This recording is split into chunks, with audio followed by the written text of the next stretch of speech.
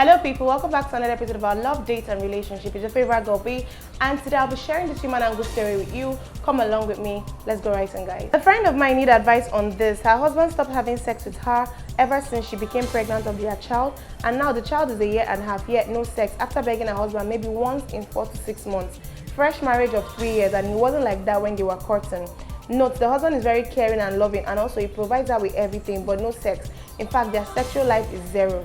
The husband is always giving her excuses like he's tired, he's broke, and all. Now, she's thinking of having a boyfriend to balance her marriage, or she quits. So here are some factors I'd like to address regarding this issue. I know that pregnancy causes change in your woman's body. I know that, it's, of course, you have a life growing inside of you. You're trying to bet someone else. So I know that it causes a lot of changes to the body. So before she got married to this man, was there features about her that he was always like, he is interested in? During pregnancy, some women let themselves go. So maybe for a man, first of all, his eyes eats first, physical attraction. So maybe she must have, I don't know, I'm just saying, I just want to address certain areas I feel like might be the issue before I go right into what I want to say.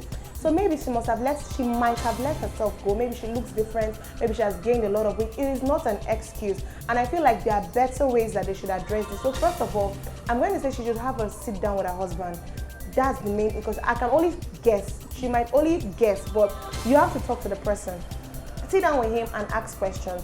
What is going on? Don't you find me attractive again? Is there something I'm doing, or is there something about me that turns you off? Like, try to get his own opinion, but don't come from a very aggressive point of view. Just come from a point of view where you want to learn. You're willing to change things. Make him comfortable to be able to speak to you, so that you can know what to address. You can know what to change. You can know what to do to make things right. But if you sit down with him and you see that there's no positive change, like there's no positive outcome, so it could be some other thing. Maybe he has fallen. I don't know how to say this without hurting the lady in concern, but maybe there might be other factors. Either maybe he's cheating, or maybe he has gotten, an infectious disease out and doesn't want to give it to you, because he's still loving, he's still caring, he still does what he's supposed to do, he's still providing for you. So what could be the issue? So there's something wrong.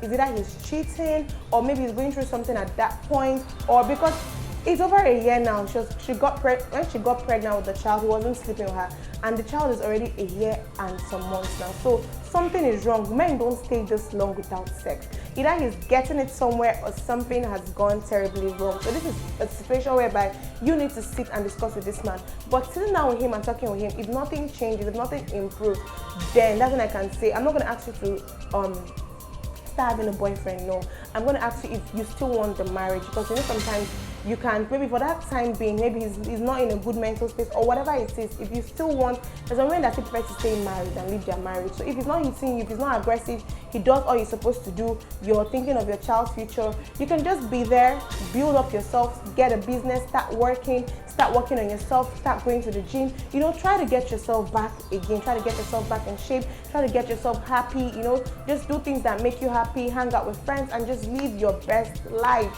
until he comes around again, or whatever the situation might be. But if that's not the case, if you feel like you can't control your sexual urge or anything, talk to him about it. And if there's no change, then I'm going to ask you to involve your family members, maybe just a few people. You can talk to your mom, talk to your dad. If you're the kind of person that I don't support bringing in third parties into marriages or relationship, but in this particular case, it's pretty serious. It's pretty serious. So talk to your mom about it. If you're close to his mom, talk to his mom. If he has anybody he looks up, maybe his sister, you can talk to his sister. If his mom is not available, talk to your mom. You guys can have a family meeting, sit down and try to get to the root of this matter. But if after you've done this, there's still no positive outcome, then I'm just going to ask you to leave. I'm going to ask you to, leave, if that's what because I don't know what else to say. You can't be in a loveless marriage, or a marriage whereby you're not being satisfied sexually. Then what is how do you now create, there are other ways to create intimacy, but how do you still create that intimate bond with your husband? This is not even your boyfriend. We're talking about your life partner.